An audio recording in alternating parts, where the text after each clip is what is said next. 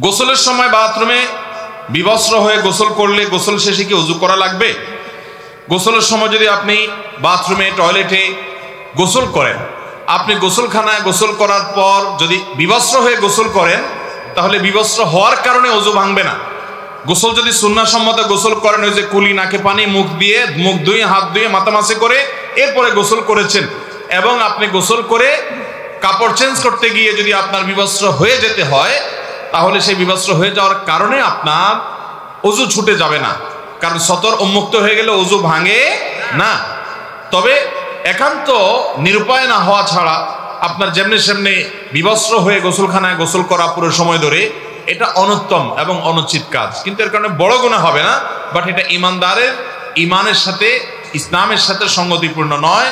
আল্লাহ তাআলা প্রতি অন্তত লাজ লজ্জা থাকা উচিত, সেই জায়গা থেকে এটা না করা ভালো। বাট আপনার এর সাথে ওযু যাওয়া থাকার সম্পর্ক নাই।